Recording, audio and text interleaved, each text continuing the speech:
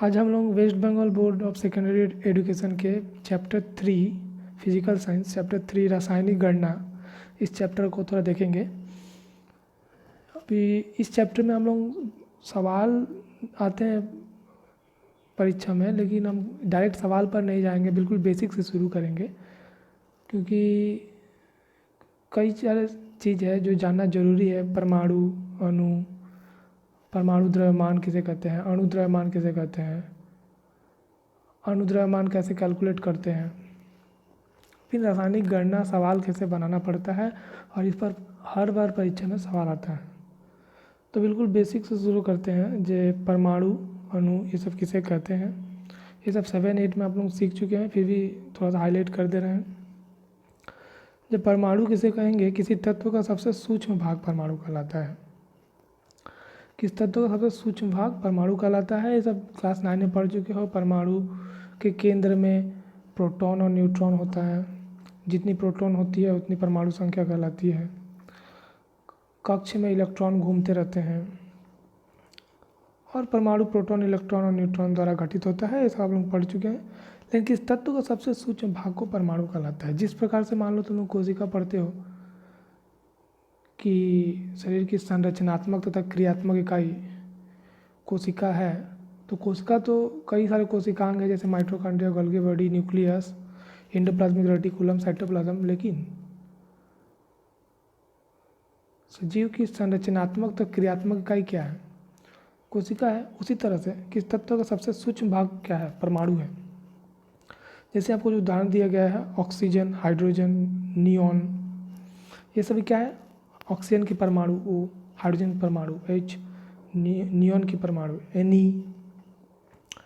तो परमाणु जो है रासायनिक प्रतिक्रिया में भाग लेते हैं और यह स्वतंत्र अवस्था में नहीं रहते हैं। परमाणु स्वतंत्र अवस्था में नहीं रहते। हाँ, कुछ अणु जो एक परमाणु से बने होते हैं तो वो अणु ही कहलाते हैं, वो स्वतंत्र अवस्था में रहते हैं, लेकिन नॉर्मली जो कॉन्सेप्ट है, परमाणु स्वतंत्र अवस्था में नहीं रहते हैं। अब हम लोग आ जाते हैं अणु।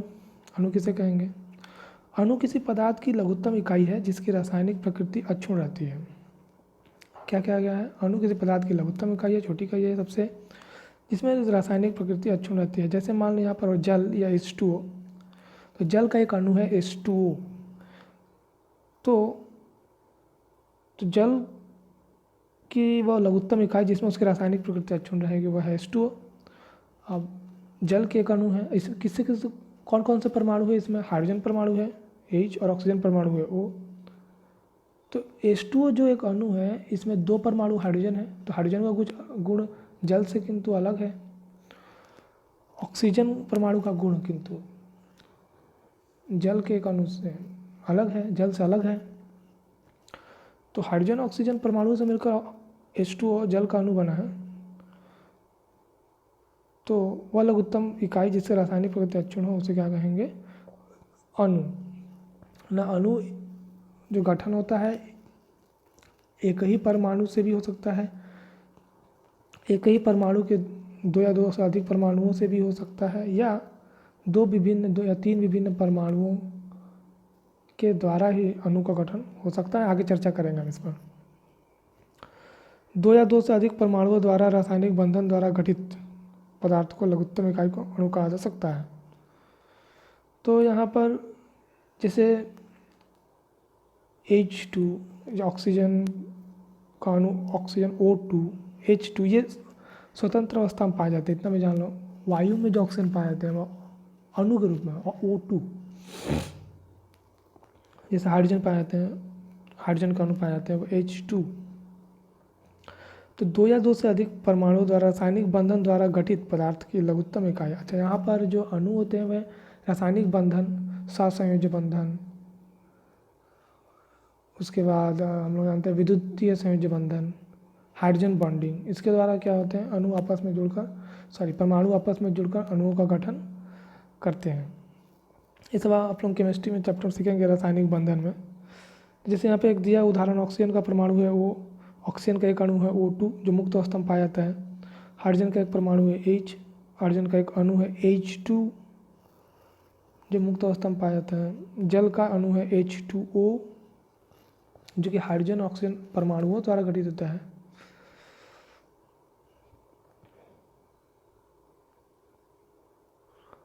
अब हम लोग देखते हैं जे अणुओं का गठन कैसे होता है। तो अणुओं को हम लोग दो भाग में बांट सकते हैं। एक को हम लोग कहते हैं मौलिक या तात्विक अणु, एलिमेंटरी मॉलिक्यूल्स, और एक है यौगिक अणु, कंपाउंड मॉलिक्यूल्स। तो एलिमेंटरी अणु या मौलिक तत्व किसे कहते हैं? इसमें एक ही प्रकार के अणु होते हैं, जैसे कि गैसों, इसमें एक ही प्रकार के परमाणु होते हैं। जैसे कि एक अणु में प्रायः दो परमाणु होते हैं। इसमें एक अणु, जैसे हाइड्रोजन देख लो, H2, इसमें दो परमाणु हाइड्रोजन है। नाइट्रोजन के दो परमाणु हैं यहाँ पर, एक अणु का गठन हुआ है N2। क्लोरीन का एक अणु को हम कहेंगे Cl2, इसमें दो परमाणु क्लोरीन है। कुछ तत्वों के अणु एक परमाणुविक मोनोटॉमिक होते हैं। कुछ तत्व होते हैं जिसके साधारणतः धातु, इनके तत्व क्या होते हैं? इन तत्वों के अणु एक परमाणुविक होते हैं। जैसे इनका परमाणु भी Na है, सोडियम, और अणु भी Na है, मैग्नीशियम Mg, ये एक परमाणुविक होते हैं, मोनो एटॉमिक होते हैं। एल्यूमिनियम, कॉपर इत्यादि, कार्बन। निष्क्रिय गैसें के अणु भी एक परमाणुविक होते हैं। निष्क्रिय गैस आप लोग जानते हैं, हीलियम, नियॉन, आर्गन, ये सभी जो हैं, ये सभी निष्क्रिय गैसें हैं। इनके परमाणु भी, इनके जो परमाणु होते हैं, इनके बाहरी कक्ष पूरी तरह से इलेक्ट्रॉन से भरे होते हैं। क्लास 9 में आप लोग पढ़ चुके हैं। तो ये एकल परमाणुविक होते हैं, एक परमाणुविक होते हैं। इनके अणु भी एकल परमाणुविक होते हैं। अब कंपाउंड मॉलिक्यूल्स देख लेते हैं, यौगिक अणु। इसमें दो या दो से अधिक तत्वों के परमाणुओं द्वारा गठित अणु यौगिक अणु कहलाते हैं। दो या दो से अधिक अलग तत्वों के परमाणुओं द्वारा गठित होते हैं। जैसे जल का एक अणु H2O, यहाँ पर हाइड्रोजन परमाणु जो कि 2 है, और ऑक्सीजन परमाणु जो कि O है से गठित हुआ है। मतलब जल के एक अणु H2O में हाइड्रोजन के 2 परमाणु हैं, ऑक्सीजन के 1 परमाणु है। अमोनिया का एक अणु NH3, तो अमोनिया के एक अणु NH3 में नाइट्रोजन का 1 परमाणु है और हाइड्रोजन का 3 परमाणु है। तो ये हम लोग सीख लिया अणु का गठन कितने प्रकार से हो सकता है। अब हम आ जा रहे हैं परमाणु द्रव्यमान की, थोड़ा हिस्ट्री टाइप की है। परमाणु द्रव्यमान के बारे में जानेंगे। तो इसमें हम लोग थोड़ा जानते हैं जो एटॉमिक मास यूनिट, परमाणु इकाई द्रव्यमान क्या है। तो इसमें परमाणु क्या होते हैं? बहुत छोटे होते हैं। तो इसका द्रव्यमान भी बहुत न्यून होता है, बहुत कम होता है। तब प्रत्यक्ष रूप से एक परमाणु का भार मापना संभव नहीं है। भार हम लोग साधारणतः किसमें मापते हैं? किलोग्राम, ग्राम नॉर्मली।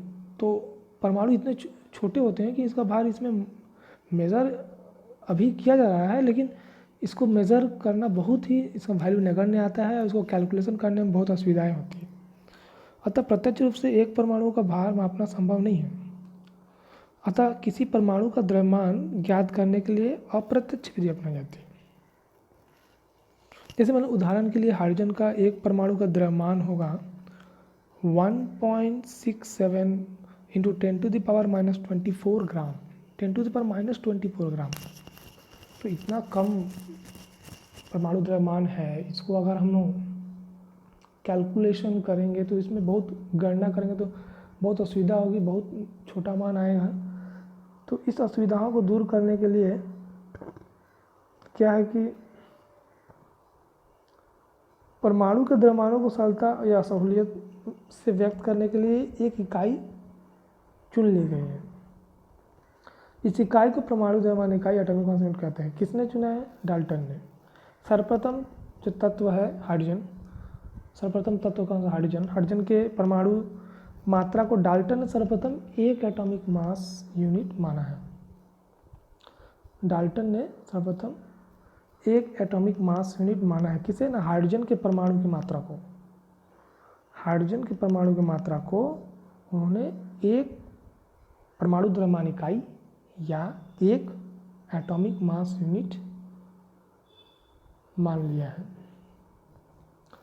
तो हाइड्रोजन स्केल के सापेक्ष में, तो अब हम कोई भी परमाणु द्रव्यमान ज्ञात करेंगे तो कैसे करेंगे, नहीं यही जो हाइड्रोजन के परमाणु द्रव्यमान को माना गया है तो इसी के सापेक्ष में परमाणु द्रव्यमान को ज्ञात करेंगे। तो शुरू में क्या किया गया, हाइड्रोजन के सापेक्ष परमाणु द्रव्यमान को तत्वों के सापेक्ष परमाणु द्रव्यमान कहते हैं। तो किस तत्व का सापेक्ष परमाणु द्रव्यमान एक संख्या है, ध्यान दीजिएगा, सापेक्ष परमाणु द्रव्यमान एक संख्या है जो यह व्यक्त करती है कि किसी तत्व के एक परमाणु का द्रव्यमान, किसी तत्व के एक परमाणु का द्रव्यमान, क्या दिख रहा है, किसी तत्व के एक परमाणु का द्रव्यमान हाइड्रोजन के H1 हाइड्रोजन के एक परमाणु के द्रव्यमान से कितना गुना भारी है।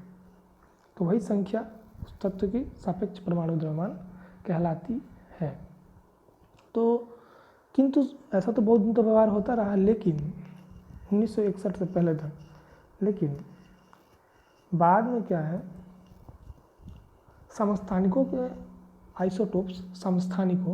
आइसोटोप्स के आविष्कार के बाद तत्वों के परमाणु द्रव्यमान को भिन्न अंकों का निर्धारण किया गया।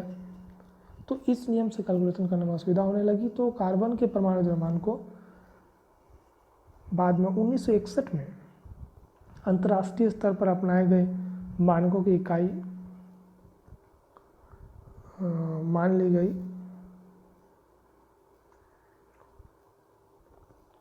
और 1961 में अंतर्राष्ट्रीय स्तर पर अपनाए गए मानक को इकाई मानकर कार्बन 12 C12 के एक परमाणु के द्रव्यमान पर आधारित है, जो कि 12 परमाणु के द्रव्यमान एक एटॉमिक मास यूनिट के तुल्य होती है। तो C12 कार्बन का C12 के परमाणु मात्रा के 1/12 भाग को एक परमाणु द्रव्यमान इकाई माना गया है। तो C12 के परमाणु मात्रा के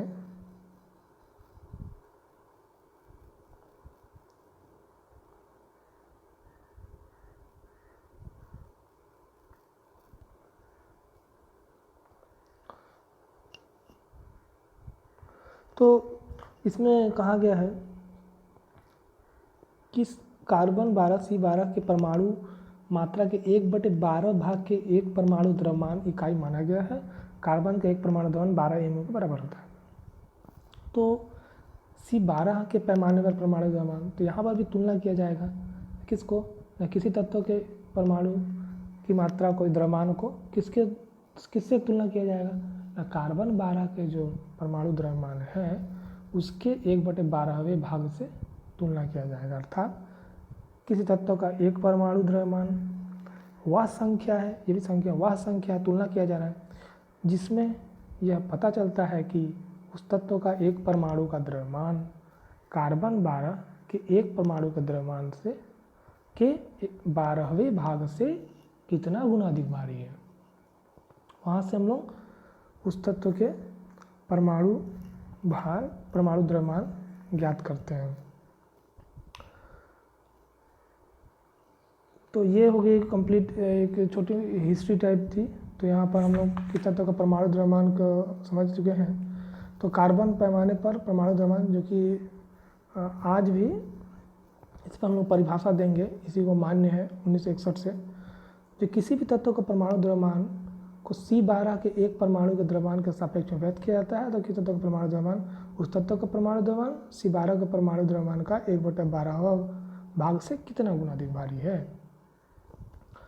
तो पहले हम पढ़ चुके हैं कि एक संख्या है। तो यहाँ पर कुछ प्रमुख तत्वों के जो इस चैप्टर में आने वाले परमाणु द्रव्यमान जब आप कैलकुलेट करेंगे, अणुद्रव्यमान जब आप लोग कैलकुलेट करेंगे, तो वहाँ पर ये तत्वों के परमाणु द्रव्यमान आपको यूज़ होंगे। तो इसको आप लोग याद रखेंगे। यहाँ पर जैसे हाइड्रोजन का परमाणु द्रव्यमान 1 है, कार्बन का 12, नाइट्रोजन का 14, ऑक्सीजन का 16, फ्लोरीन का 19, सोडियम का 23। इस तरह से आप लोग याद रखेंगे सब। Magnesium 24, aluminium 27, sulphur 32, chlorine 35.5, potassium 39, calcium 40, iron 56, copper 63.5, zinc 65, bromine 80, Ag 108, iodine 127, Ag पारा 200, Pb 207। तो ये सब कुछ प्रमुख तत्वों के परमाणु द्रव्यमान दिए गए हैं जो आप लोग देख लेंगे।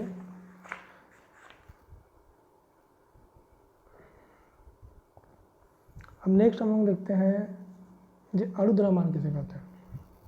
तो जिस तरह से तुलना किया गया था वहाँ पर परमाणुओं का, तो वहाँ भी यहाँ भी किसी पदार्थ के एक अणु को तुलना किया जाएगा C12 के परमाणु द्रव्यमान के बड़े 12वें भाग से। तो किसी देख लेते हैं, परिभाषा जान के रखना पड़ेगा। किसी पदार्थ का तत्व का यौगिक का एक अणु, ध्यान दीजिएगा अणु द्रव्यमान तो अणु को तुलना किया जाएगा।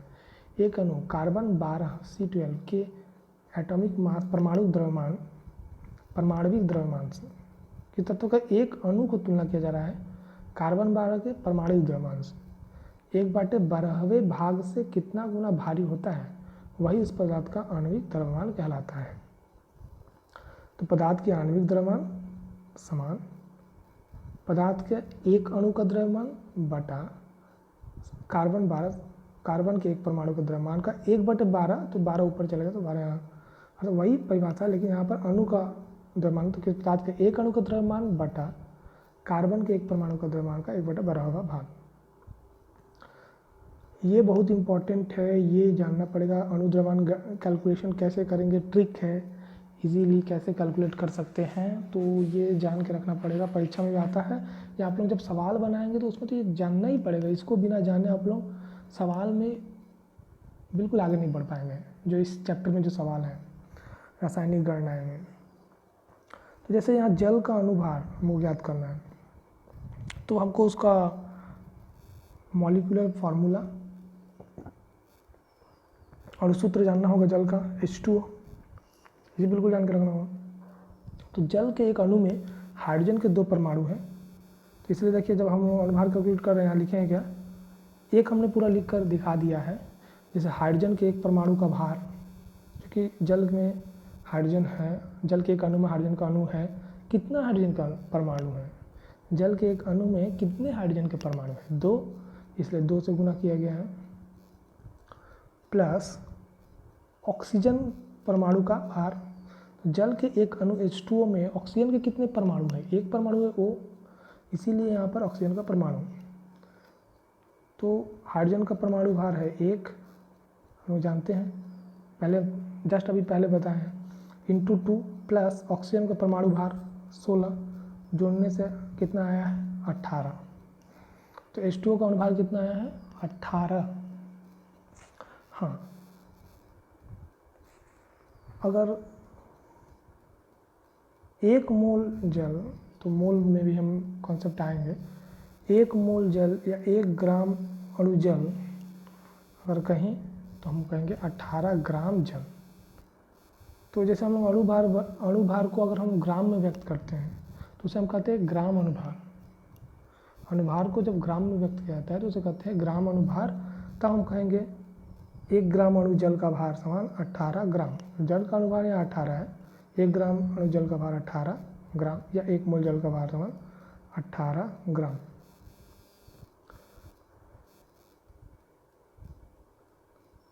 अब हम लोग ऑक्सीजन का अनुभार, यहाँ पर अनुभार कैलकुलेट करने में अब हर एक का लिख कर नहीं दिखाएगा, एक का मैंने बढ़िया से लिख कर दिखा दिया है। अब आप लोग यहाँ पर शॉर्ट ट्रिकली ज्ञात करना पड़ेगा। तो ऑक्सीजन का अनुभार, तो ऑक्सीजन का हर एक का मॉलिक्यूलर फार्मूला अणुसूत्र जान कर रखना पड़ेगा। तो ऑक्सीजन का अनुभार क्या है, O2 अणु, मॉलिक्यूलर फार्मूला अणुसूत्र O2, ऑक्सीजन का एक अणु O2, तो O2 में कितना परमाणु ऑक्सीजन है, 2 परमाणु ऑक्सीजन है, इसलिए 2 × 16, 16 क्या है ऑक्सीजन का अनुभार। तो 2 × 16 सॉरी 16 क्या ऑक्सीजन का परमाणु भार, जो आप लोग जस्ट पहले सीखे थे। तो 2 × 16 समान कितना है 32, 32 क्या ऑक्सीजन का अनुभार है, 16 क्या है ऑक्सीजन का परमाणु भार है। ऑक्सीजन के एक अणु में O2 में कितने परमाणु ऑक्सीजन है ना, 2। ऑक्सीजन के एक अणु में O2 में कितने परमाणु हैं, 2 परमाणु हैं, तो इसलिए 2 से गुना किया गया है, और एक परमाणु का भार है 16, इसलिए आया 32। क्या आया है ऑक्सीजन का अनुभार है। उसे CO2 का अनुभार क्या है 44, और ग्राम अनुभार बोले तो 44 ग्राम। उस तरह से यहाँ पर दिखाया गया है ऑक्सीजन का पदार्थ का नाम है, अणुद्रव्यमान ग्राम अणुद्रव्यमान 32 ग्राम। कार्बन डाइऑक्साइड में कार्बन है 12 जोड़ 2 × 16 = 44 अणुद्रव्यमान आया है, और ग्राम अणुद्रव्यमान 44 ग्राम। इस तरह से सभी का देख लेंगे। अमोनिया का 17, नाइट्रोजन का 28, क्लोरीन का 71, H2SO4 king of chemical H2SO4 का 98, कैल्शियम कार्बोनेट का 100, कैल्शियम हाइड्रोक्साइड का 74। इस तरह से और भी कई आप लोग ज्ञात कर सकते हैं। आप लोग अणुसूत्र अगर जानते हैं तो उसका अणुभार आराम से आप लोग कैलकुलेट कर सकते हैं। तो मोल क्या है इसके बारे में थोड़ा जानना होगा इस चैप्टर में। पहले आप लोग क्लास 9 में 8 में पढ़ चुके हैं, फिर भी यहाँ शॉर्ट में थोड़ा सा चर्चा कर दे रहे हैं। परमाणु अणु या आयतन की संख्या की गणना के लिए 6.023 × 10⁻23 को एवोगैड्रो नंबर ये को इकाई मान लिया गया है।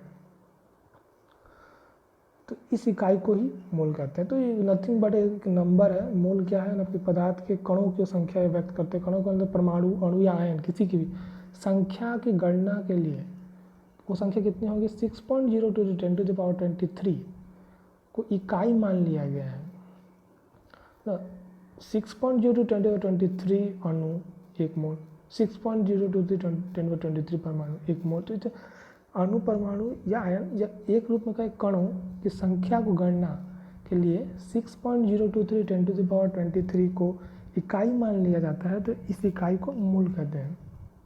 और एक मोल होता है 6.023 × 10⁻23 अणु हो या परमाणु हो या आयन हो या इन जनरल कण बोलेंगे। तो मोल या पदार्थ को 6.023 × 10⁻23 कणों की व्यक्त करती है। किसी तत्व के एक मोल का द्रव्यमान उसके 6.023 × 10⁻23 परमाणु के कुल द्रव्यमानों के बराबर होता है। एक मोल का द्रव्यमान 6.023 × 10⁻23 परमाणुओं के कुल द्रव्यमान के बराबर होता है। ध्यान रखिएगा, एक मोल का द्रव्यमान अगर कहा जाए तो उसमें जितने 6.023 × 10⁻23 परमाणु सबका द्रव्यमान के बराबर हो। पदार्थ का एक मोल उस पदार्थ के 1 ग्राम अणु द्रव्यमान को व्यक्त करता है। जैसे 1 मोल अमोनिया अर्थात 17 ग्राम अमोनिया, 1 मोल CO2 अर्थात 44 ग्राम CO2। तो मानक तापमान मतलब 273 केल्विन एनटीपी पर जानते हैं। दबाव 76 सेंटीमीटर पारे के स्तंभ पर और 760 मिलीमीटर FHG मिलीमीटर में अगर बोले पारे के स्तंभ पर। तो किसी गैस का 1 मोल का आयतन 22.4 लीटर होता है। गैस के लिए है उसका आयतन कितना होता है 22.4 लीटर। अर्थात यहाँ में जनरल समझे कोई भी यौगिक है H2 1 मोल का भार 2 ग्राम, STP पर आयतन 22.4 लीटर और अणुओं की संख्या 6.023 × 10⁻23। यह है गैस के लिए मुख्य रूप से। अगर यौगिक गैस है तो अगर 1 मोल CO2 कहेंगे, अगर कोई बोला कि 1 मोल CO2 तो उसका भार कितना होगा 44 ग्राम, उसका STP पर आयतन कितना होगा 22.4 लीटर। यह हम समझ लेंगे अगर NTP पर कहा जाए कि 1 मोल CO2 और अणुओं की संख्या कितनी होगी 6.023 × 10⁻23। अगर तत्व मान लो कार्बन है धातु तो 1 मोल का भार कितना होगा 12 ग्राम और अणुओं की संख्या कितनी होगी 6.023 × 10⁻23। अब हम लोग आ जाते हैं चैप्टर में। यहाँ से मूल चैप्टर शुरू होता है, चैप्टर नंबर 2। तो इसमें जाने से पहले हम लोग जान लेते हैं जो पदार्थ के अविनाशिता संरक्षण का नियम, पदार्थ के अविनाशिता या संरक्षण का नियम क्या है। तो लेवेजियर नामक एक रसायनज्ञ ने सबसे पहले अपने परिणामों के आधार पर अपने विभिन्न कैलकुलेशन किए थे। उन्होंने पदार्थों का अविनाशिता को सिद्धांत प्रतिपादित किया। तो उन्होंने बताया था पदार्थ अविनाशी है, इसे न तो नष्ट किया जा सकता है और न ही नया पदार्थ बनाया जा सकता है, बल्कि विभिन्न पदार्थों के भौतिक या रासायनिक प्रतिक्रियाओं के फलस्वरूप इन्हें एक रूप से दूसरे रूप में बदला जा सकता है, लेकिन इनके द्रव्यमान में कोई परिवर्तन नहीं होता है। अर्थात भौतिक और रासायनिक प्रतिक्रिया से पहले कुल द्रव्यमान समान, प्रतिक्रिया के बाद कुल द्रव्यमान के बराबर होता है। लेकिन एक्सपेरिमेंटली विशेषकर उच्च ऊर्जा वाली कई रासायनिक प्रतिक्रियाएं हैं जिसमें देखा गया है कि प्रतिफलित पदार्थ और क्रियाकारक पदार्थ का जो मात्राएं हैं विक्रिया के बाद और क्रिया से पहले नहीं मिल रहा है। तो बाद में आइंस्टाइन के मास एनर्जी रिलेशन E=mc², जहाँ m मास है, द्रव्यमान है, c प्रकाश का वेग है, E ऊर्जा है, E=mc², उसमें बताया है उन्होंने कि मास का ऊर्जा में कन्वर्सन हो सकता है और वाइस वर्सा। तो इससे इस नियम के अनुसार बाद में इसको संशोधित किया गया है, द्रव्यमान संरक्षण का रूपांतरित रूप भी कहते हैं इसे, संशोधित किया गया। तो क्या है, क्या कहता है, तो द्रव्यमान तथा ऊर्जा, पहले सिर्फ द्रव्यमान था, अब आ गया द्रव्यमान तथा ऊर्जा का योग किसी भी रासायनिक प्रतिक्रिया के पूर्व या रासायनिक प्रतिक्रिया के उपरांत स्थिर रहता है। फिर से बोले, द्रव्यमान तथा ऊर्जा का योग किसी भी रासायनिक प्रतिक्रिया के पूर्व या उपरांत हमेशा स्थिर होता है और ब्रह्मांड में द्रव्यमान की तथा ऊर्जा का कुल परिमाण हमेशा अपरिवर्तित रहता है।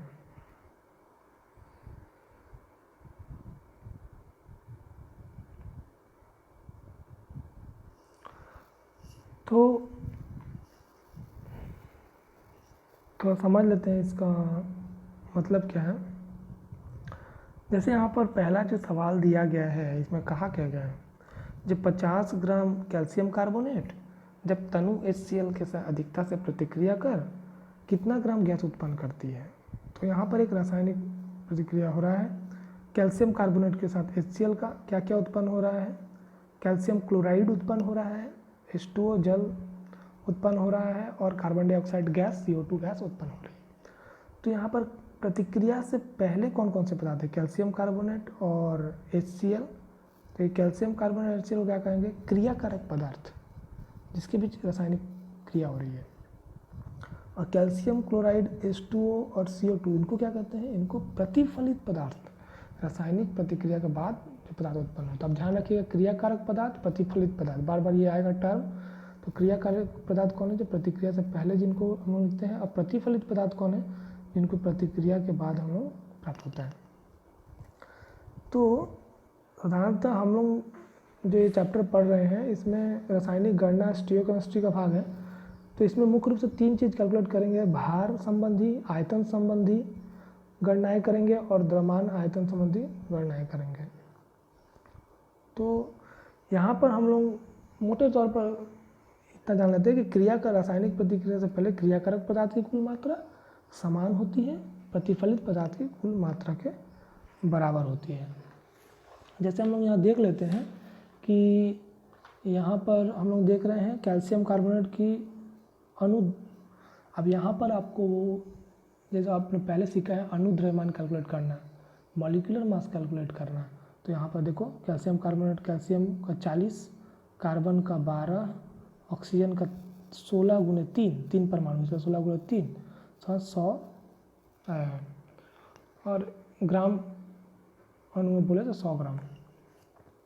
तो उसी तरह से अगर हम लोग देख रहे हैं HCl है, तो HCl का ग्राम अणुद्रव्यमान कितना आएगा, तो क्लोरीन का है 35.5, हाइड्रोजन का है 1, तो वह 36.5 और 2 अणु हैं तो 36.5 इंटू 2, 36.5 इंटू 2, तो ये 36.5 इंटू 2 ये होता है 73 ग्राम, ग्राम नहीं लिख रहा हूँ। और कैल्शियम क्लोराइड CaCl2, जैसा कैल्शियम का हो गया 40, क्लोरीन का 35.5 इंटू 2, तो इसे कैलकुलेट कर लेंगे 35.5 इंटू 2 71 प्लस 40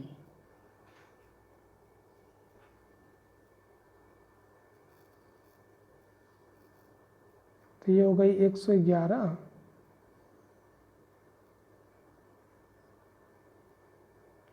और ये है आपका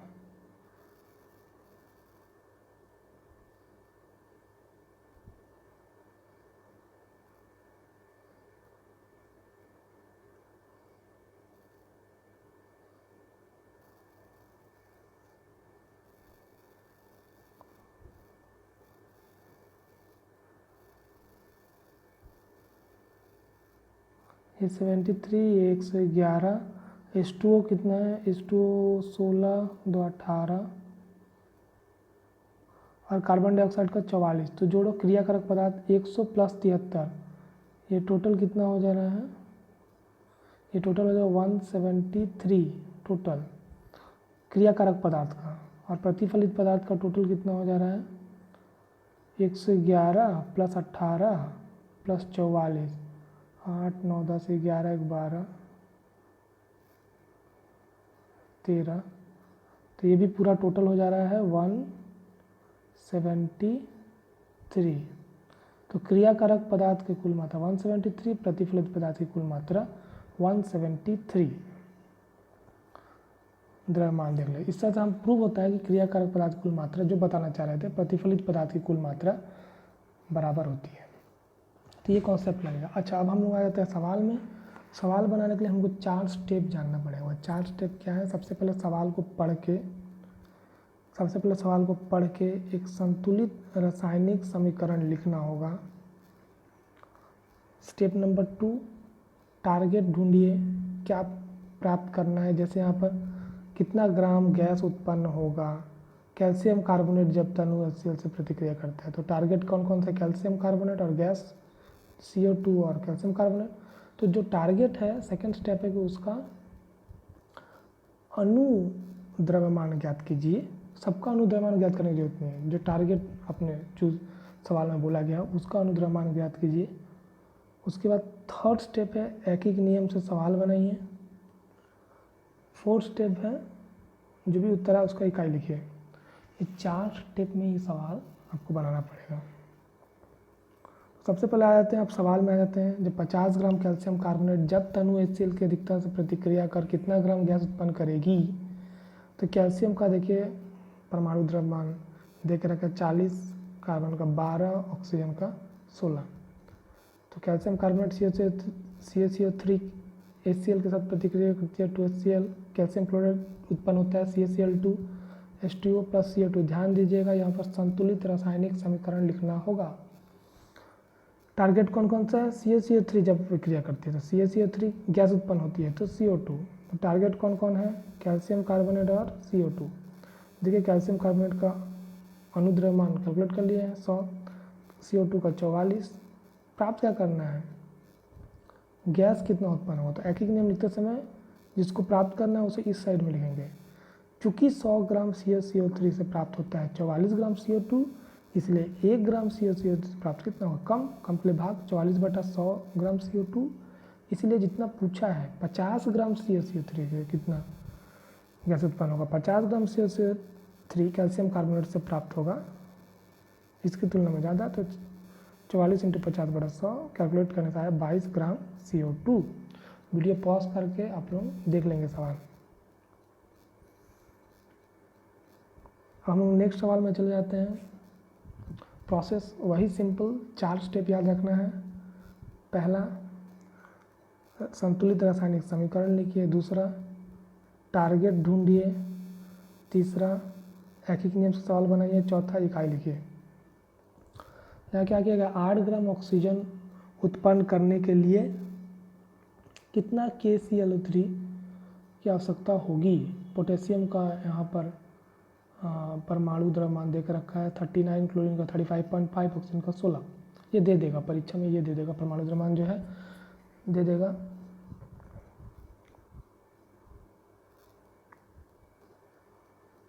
हम लोग टारगेट पता कर लेंगे 2 KClO3 और ऑक्सीजन गैस कितना ग्राम ऑक्सीजन उत्पन्न करने के लिए 8 ग्राम, तो ऑक्सीजन टारगेट है, ऑक्सीजन गैस और KClO3 पोटेशियम क्लोराइड। तो ऑक्सीजन गैस का 3O2 3 इंटू कैसे प्राप्त करते हैं तो आपको पहले सिखाया जा चुका है। यहाँ से 96 ग्राम आया है और यहाँ पर आया है 245 ग्राम। अब एक ही नियम यूज़ करो। ऑक्सीजन गैस उत्पन्न के लिए KClO कितना आवश्यक होगी, KClO3, तो लैंग्वेज कैसे लिखेंगे, 96 ग्राम ऑक्सीजन उत्पन्न करने के लिए आवश्यक KClO3 पोटेशियम क्लोराइड हो गया 245 ग्राम। इसलिए 1 ग्राम ऑक्सीजन उत्पन्न करने के लिए कम KClO3 की आवश्यकता होगी, पोटेशियम क्लोराइड की आवश्यकता होगी, इसलिए 8 ग्राम ऑक्सीजन उत्पन्न करने के लिए कैलकुलेट कर लेना। सवाल उत्तर 20.42 ग्राम। और ये इसको वीडियो पॉज करके सवाल को लिख सकते हैं आप लोग। लेकिन ध्यान दीजिएगा, ये संतुलित रासायनिक समीकरण लिखने आना होगा। इसके लिए अलग से हो तो कोई वीडियो बनाया जाएगा, वो एक अलग ही चैप्टर करना पड़ेगा। लेकिन ये आशा किया जाता है क्लास 8 और 9 में आप लोग सीख चुके हैं।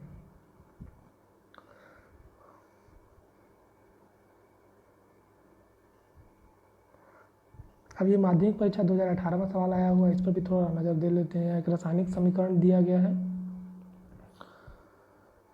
जो रासायनिक समीकरण आपको दिख रहा है, रासायनिक समीकरण वहाँ दे दिया था परीक्षा में, और बोला है 512 ग्राम सल्फर डाइऑक्साइड उत्पन्न करने के लिए कितना ग्राम FeS2 की आवश्यकता होगी, सल्फाइड की आवश्यकता होगी। तो यहाँ पर विक्रिया किया गया है 4FeS2 प्लस 11O2 जो रासायनिक समीकरण दिया हुआ है संतुलित 2Fe2O3 प्लस 8SO2। तो टारगेट कौन कौन है, SO2 और FeS2। स्टेप 1 संतुलित रासायनिक समीकरण लिखना है, दिया है, लिख लेंगे।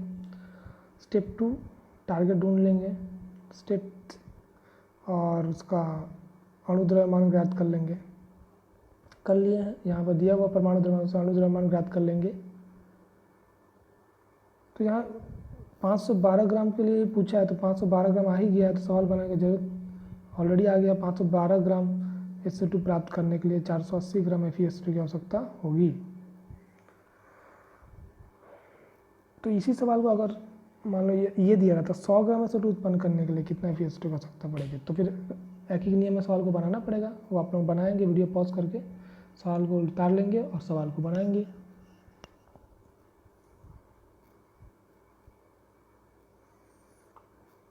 अच्छा, अभी तो हम द्रव्यमान ज्ञात करते हैं, अब थोड़ा आयतन पर सवाल देख लेते हैं। 10 लीटर सल्फर डाइऑक्साइड SO2 को STP पर SO3 सल्फर डाइऑक्साइड SO3 में पूरा बदलने के लिए कितना लीटर ऑक्सीजन की आवश्यकता होगी।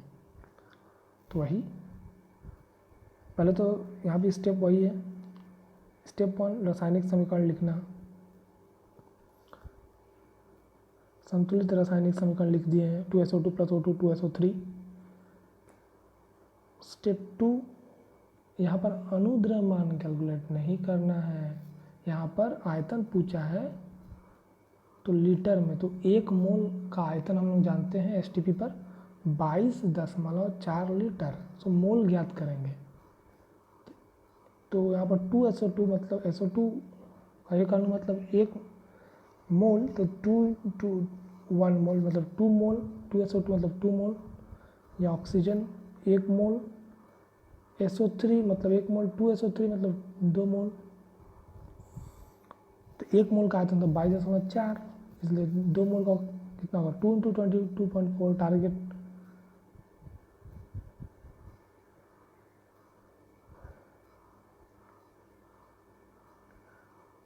तो यहाँ पर हमें क्या प्राप्त करना है, 10 लीटर SO2 को STP पर SO3 से पूरा बदलने में कितना लीटर ऑक्सीजन की आवश्यकता होगी। तो SO2 और ऑक्सीजन 22.4 लीटर, ऑक्सीजन की आवश्यकता हो रही है 2 × 22.4 लीटर SO2 को SO3 में बदलने के लिए 22.4 लीटर ऑक्सीजन की आवश्यकता है। तो यही लैंग्वेज लिखेंगे 2 × 22.4 लीटर SO2 को पूरा SO3 में बदलने के लिए ऑक्सीजन कितना जरूरत पड़ेगा, कितना आयतन जरूरत पड़ेगा 22.4 लीटर। इसीलिए 1 लीटर SO2 को पूरा SO3 में बदलने के लिए ऑक्सीजन चाहिए कम, इसलिए 22.4 बटा 2 इंटू 22.4, इसलिए 50 लीटर। तो मैंने यहाँ पर 50 लीटर लिखा हुआ है, लेकिन 10 लीटर यहाँ पर होगा। 10 लीटर, क्योंकि सवाल में 10 बोला है, तो 10 लीटर SO2 को पूरा SO3 में बदलने के लिए आवश्यक O2 होगी। तो आगे के लिए हम सबको निकाल लेंगे, 5 लीटर ऑक्सीजन आएगा। वीडियो पॉज करके देख लेंगे, यहाँ पर 10 होगा, 10 लीटर।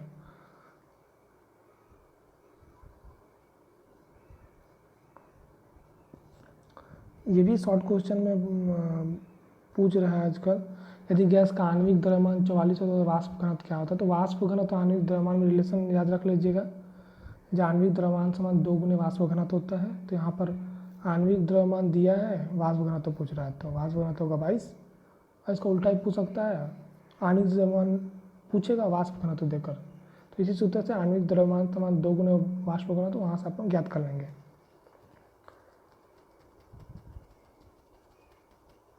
अच्छा, यहाँ पर एक क्वेश्चन है, एक क्वेश्चन यहाँ पर दिया हुआ है।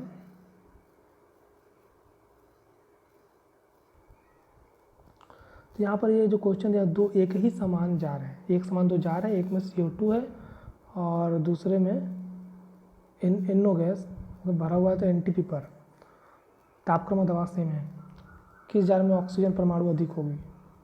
ऑक्सीजन परमाणु बोला जाने लगा। अब चूंकि दो एक ही समान का जार है, अतः उसमें भरी हुई गैस जो CO2 है, NO है, दोनों गैस है, उनका आयतन समान है। एक ही समान जार का आयतन समान होगा, तो दोनों का तापमान और दबाव भी समान है। बोल दिया NTP पर तापमान और दबाव भी समान है, एक ही जार का आयतन भी समान है। तो एवोगैड्रो के नियम में क्या कर सकते हैं, समान तापक्रम और दबाव पर सभी गैसों के समान आयतन में अणुओं की संख्या समान होती है। अतः जितना अणु CO2 का, ध्यान सुनिए, जितना अणु CO2 होगा उतना ही अणु NO भी होगा। लेकिन CO2 के एक अणु में ऑक्सीजन के 2 परमाणु है और NO के एक अणु में ऑक्सीजन का 1 परमाणु है। अतः CO2 वाले जार में ऑक्सीजन के परमाणुओं की संख्या NO वाले जार में ऑक्सीजन परमाणुओं की संख्या से अधिक है। फिर से एक बार बोल रहे हैं, CO2 वाले जार में ऑक्सीजन परमाणुओं की संख्या NO वाले जार में ऑक्सीजन परमाणुओं की संख्या से अधिक है। लेकिन दोनों ही जार में, CO2 वाले जार में और NO वाले जार में गैस के अणुओं की संख्या समान है, लेकिन CO2 वाले जार में ऑक्सीजन परमाणुओं की संख्या ज़्यादा है NO वाले जार में ऑक्सीजन परमाणु की तुलना में। तो ये कॉन्सेप्चुअल क्वेश्चन हो गया है। इसके बाद हम लोग कुछ यहाँ पर रासायनिक विक्रियाएं दिए गए, जिसको पॉज करके आप लोग लिख लेंगे, देख लेंगे। इसी पर सवाल आते रहते हैं परीक्षा में। तो कुछ एक संतुलित रासायनिक समीकरण हमने दे दिया है, जिसको आप लोग थोड़ा देख लेंगे। इस पर सवाल आते रहते हैं, पॉज करके इसको लिख लेंगे।